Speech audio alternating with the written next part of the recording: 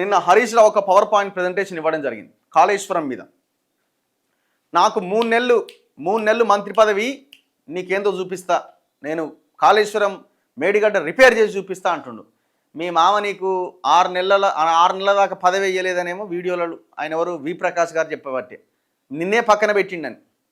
మరి ఎందుకు పక్కన పెట్టిండు ఆ రోజున? సరే అదంతా వదిలేయండి, నిన్నటి విషయం మనం మాట్లాడదాం. 3 నెలలు ఇరిగేషన్ అప్పగించు, నీళ్లు తేకపోతే రాజకీయాల నుంచి వైదొలుగుతా. ముఖ్యమంత్రి రేవంత్ రెడ్డికి హరీష్ రావు సవాల్. సమ్మక్క బ్యారేజీపై అసెంబ్లీలో చర్చకు సిద్ధం. తుమ్మిడిహట్టికి మహారాష్ట్ర అనుమతించినట్లు ఆధారం చూపిస్తే ఎమ్మెల్యే పదవికి రాజీనామా చేస్తా. రేవంత్ రెడ్డి గద్దె దిగడం, కేసీఆర్ సీఎం కావడం ఖాయం. రేవంత్ ఉత్తములను ఉరితీసినా పాపం లేదు. బీఆర్ఎస్ నేత హరీష్ రావు వ్యాఖ్యలు. ఇప్పుడు ఇలా సవాళ్ళు గమ్మత్తుంటాయి. మొన్న చేసుకున్న సవాళ్ళు కూడా ఆయన ఆన్నే ఉంటాడు, ఈయన ఈయనే ఉంటాడు, మధ్యలో పోలీసులు ఉంటారు. ఆయన ఈడికి రాడు, ఈయన ఆడిపోడు. సవాల్గానే మిగిలిపోతుంది. పనికి మాలిన సవాళ్ళు ఇవన్నీ. అది అయిపోయిందా? నిన్న ఇద్దరు సవాల్ చేసి నిన్ను ఉరి తీసిన పాపం లేదని ఈయన అంటాడు. ఆయన ఉరిదీయడు, ఆయన లోపలేయడు, ఆయన తిన్న రూపాయి సొమ్ముని వెనక్కి తీసుకురాడు. ఎవరు? రేవంత్ రెడ్డి. ఇప్పుడు ఈడ నిలబడి 3 నెలల్లో నాకు పదవి చూపిస్తా అంటాడు. నీకెట్టిస్తారు? అవకాశం ఎట్లున్నది? మీ పార్టీ అధికారంలో ఉన్నప్పుడే మీ మామని 6 నెలలు దూరం పెట్టి ఇక వేరే పార్టీ గెలిచింది, వేరే పార్టీ వాళ్ళు మంత్రులు అవుతారు. నిన్నెట్లా చేస్తారు? అయ్యే పని అది. ఇప్పుడు ఈ సవాళ్ళు ఇవి కాదు. ఇప్పుడు ఇద్దరు మాట్లాడిన దాంట్లో, రేవంత్ రెడ్డి మాట్లాడిన దాంట్లో, హరీష్ రావు మాట్లాడిన దాంట్లో ఎవరి వాదనలో పస ఉంది అంటే ఇద్దరు కొన్ని మంచి మాటలే కొన్ని నిజాలే మాట్లాడారు, అవాస్తవాలు కూడా మాట్లాడారు. ఇప్పుడు ఇక్కడ ఈ వాటర్ ఎక్కడైతే ఈ కన్నెపల్లి పంప్ హౌస్ ఉన్నదో ఇక్కడ చూడండి. ఇప్పుడు ఇక్కడ ఉన్న ఈ కన్నెపల్లి పంప్ హౌస్ ఎందుకు ఆన్ చేయట్లేదు? మేడిగడ్డలో పైన వస్తున్నటువంటి ఈ ప్రాణహిత రివర్ నుంచి వస్తున్నటువంటి నీళ్ళ ద్వారా దాదాపుగా 7 టీఎంసీల నీళ్లు ఎవ్రీడే సముద్రంలో కలుస్తున్నాయి.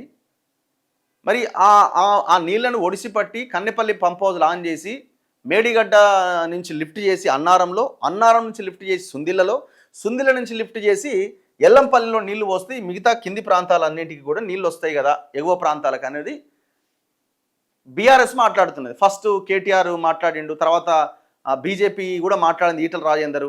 సరే మేడిగడ్డ కుంగింది నిజమే కానీ నీళ్ళు ఎత్తిపోయండి అని ఈటల రాజేందర్ మాట్లాడిండు. తర్వాత ఎవరు రేవంత్ రెడ్డి మాట్లాడిండు. సో రేవంత్ రెడ్డి అక్కడ నీళ్ళే లేవు, అదొక పెద్ద అవాస్తవం. నీళ్ళే లేవు అన్నది అవాస్తవము. నీళ్ళ ఎగువ రాష్ట్రాల్లో కురుస్తున్న కొన్ని వర్షాలతో అక్కడ నీళ్లు ఉన్నాయి, నీళ్లు పోతున్నాయి, అది వాస్తవమే. కానీ లిఫ్ట్ చేసేటువంటి ఆ విధానం ఏదైతే ఉందో లిఫ్ట్ చేయాలన్నా వద్దా అన్న దగ్గర ఇప్పుడు సందిగ్ధత ఉన్నది. బేసిక్ ఏమైపోయిందంటే వీళ్ళకి 99% ఎవరికి తెలియదు, ఏదో 1% ఎవరికో తెలుస్తుంది, తెలిసిన వాళ్ళది చెప్తే వినరు. ఇప్పుడు పాయింట్ ఏంటంటే national dam safety authority Medigadda కుంగినప్పుడు ఒక రిపోర్ట్ ఇచ్చింది. ఏమని? ఇక్కడ నీళ్లు ఈ మూడింట్లో మేడిగడ్డ కుంగిన తర్వాత మేడిగడ్డ లెక్కనే అన్నారం సుందిల్ల కూడా కట్టారు కాబట్టి సో అక్కడ కూడా బుంగలు ఏర్పడ్డాయి, కింద లీకేజీలు ఉన్నాయి కాబట్టి సో ఈ మూడింటిని కూడా ఖాళీ చేయండి, మూడింట్లో కూడా నీళ్లు స్టోర్ చేయకండి, గేట్లు క్లోజ్ చేయకండి అని నేషనల్ డ్యామ్ సేఫ్టీ అథారిటీ ఒక రిపోర్ట్ ఇచ్చింది. సో ఆ రిపోర్ట్ ప్రకారంగా ఆ రోజు నుంచి ఈ రోజు వరకు దాన్ని వినియోగంలోకి తీసుకురావట్లేదు. సో ఇప్పుడు ఈ ఎల్నినో ప్రభావంతో వర్షాభావ పరిస్థితులు ఉన్నాయి, వర్షాలు పడట్లేదు కాబట్టి ఇప్పుడు ఇక్కడ ఉన్న ఈ ప్రాణహిత ఈ పైనుంచి వస్తున్నటువంటి నీళ్ళని వాడుకునే అవకాశం ఏమైనా ఉందా, ఇక్కడ ఉన్న వాటర్ని లిఫ్ట్ చేసుకోవడానికి ఏమన్నా అవకాశం ఉందా అన్నది ఇక్కడ పాయింట్. అయితే నేషనల్ డ్యామ్ సేఫ్టీ అథారిటీ ఏం చెప్పింది? ఈ సుందిల్ల కానీ ఈ అన్నారం కానీ ఇవి కూడా మీరు వీటిలాగానే కట్టారు కాబట్టి ఇది కుంగింది, రేపొద్దున వీటికి కూడా పరిస్థితి రావచ్చు కాబట్టి రిపేర్ చేసేంత వరకు వీటిని యథాతథ స్థితి కొనసాగించండి అని రిపోర్ట్ ఇచ్చింది. ప్రభుత్వం ఏం చెప్పాలా? నీళ్లు పోతున్నాయి, సరే 7 టీఎంసీలు పోతున్నాయి కానీ నేషనల్ డ్యామ్ సేఫ్టీ అథారిటీ ఈ రకంగా చెప్పింది, సో కాబట్టి మేము అందుకే చేయట్లేదని చెప్పాలి. నీళ్ళేవాడా? నీళ్ళేవనేసరికి వీళ్ళకి ఆయుధం దొరికి లైవ్లో చూపిస్తున్నారు. 7 టీఎంసీలు పోతున్నాయి కదా, దాదాపు 1,00,000 క్యూసెక్ల నీళ్లు పోతున్నాయి, ఎట్లా ఇది అని వాళ్ళు అడగబట్టే. దానికి మీ దగ్గర ఆన్సర్ ఉందా? అందుకే తెలుసుకొని ప్రెస్ మీట్ పెట్టాలి, ముఖ్యమంత్రి అయినా ఇంకెవరైనా మంత్రి అయినా. ఇది ఒక భాగం. ఇప్పుడు హరీష్ రావు ఏమంటున్నాడు? నాకు 3 నెలలు నేను రిపేర్ చేసి చూపిస్తా.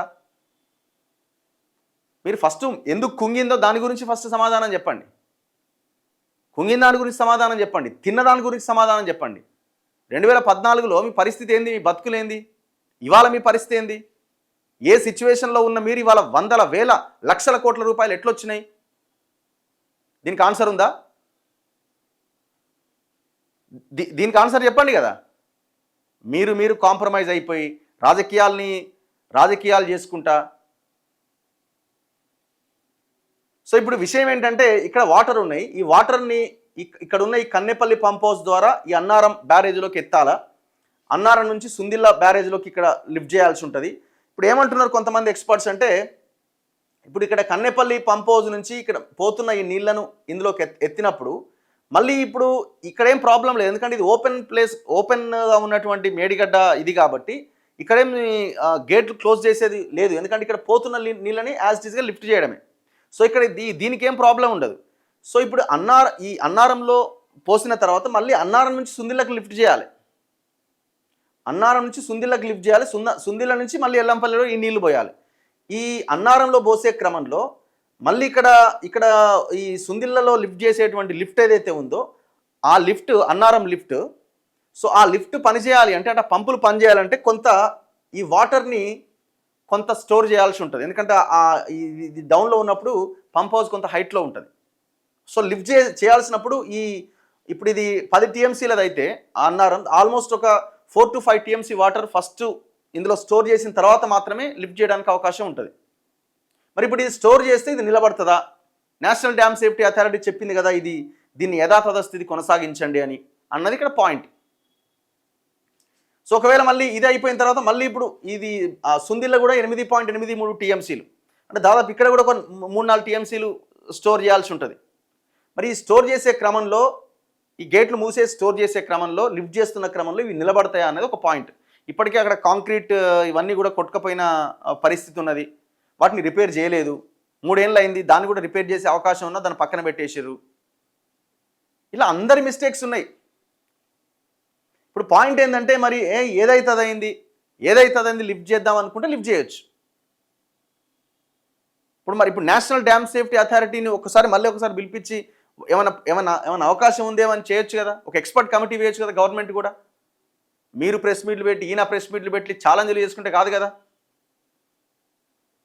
ఒక రకంగా చెప్పాలంటే అక్కడ పోతున్నటువంటి నీళ్ళని ఇంకా ఏదైనా అవసరమైతే 1 TMC 2 TMCలో ఏదైనా ఒకటి వాడుకోవడానికి అవకాశం ఉంటే ఆ వాడుకునే అవకాశం ఆలోచించండి.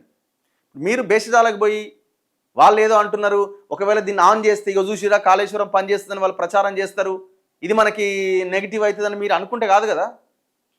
బేసిదాలకు పోకుండా అవకాశం ఉంటే ఇమీడియట్గా దాన్ని లిఫ్ట్ చేసే ప్రయత్నం చేయండి.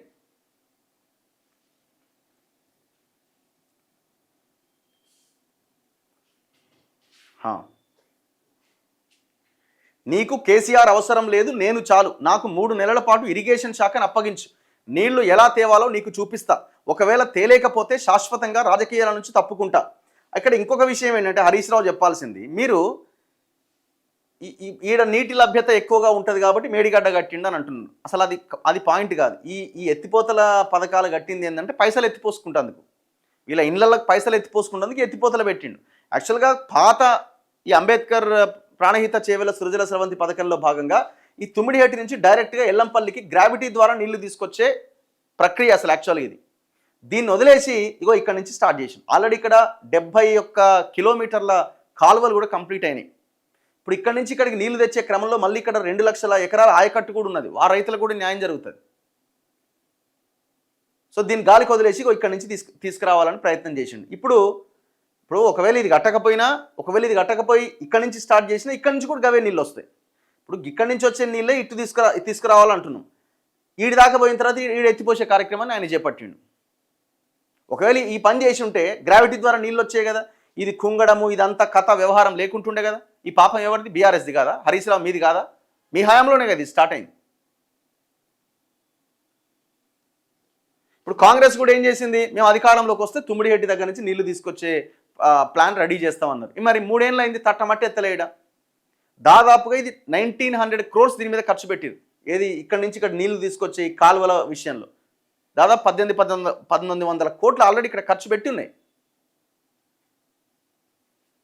ఏందండి గవర్నమెంట్స్కి కాంట్రాక్టులు, టెండర్లు, కమిషన్లు, వీటి చుట్టే తిరుగుతారు.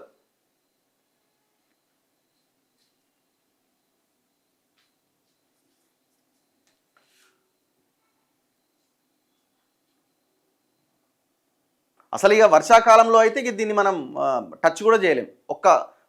ఇప్పుడు ఆ నుంచి ఎత్తిపోసిన ఈ నీళ్ళన్నీ ఇక్కడ నుంచి గోదావరి వరద ఉధృతి పెరగడంతో మళ్ళీ వెనక్కి పోయి మళ్ళీ ఈ సుందిల్లా అన్నారం ఈ మేడిగడ్డ ఈ గేట్లను ఓపెన్ చేసి మళ్ళీ సముద్రంలో కలపాల్సిన పరిస్థితి. ఎన్నిసార్లు చూడలే మనం? ఎత్తిపోయడం మళ్ళీ వెనక్కి తిప్పడం. ఇది ఎత్తిపోతలు కాదరని తిప్పిపోతలు అని పుస్తకాలే వచ్చినాయి. ఫ్లడ్ ఉన్నప్పుడు, వర్షాలు ఉన్నప్పుడు. ఇంకా భయంకరమైన విషయం ఏంటంటే వీళ్ళ ఏ బ్యారేజు వాటి దగ్గర ఉన్న పంప్ హౌజులు అన్నీ కూడా ఫ్లడ్ లెవెల్లో కట్టిరు వీళ్ళు.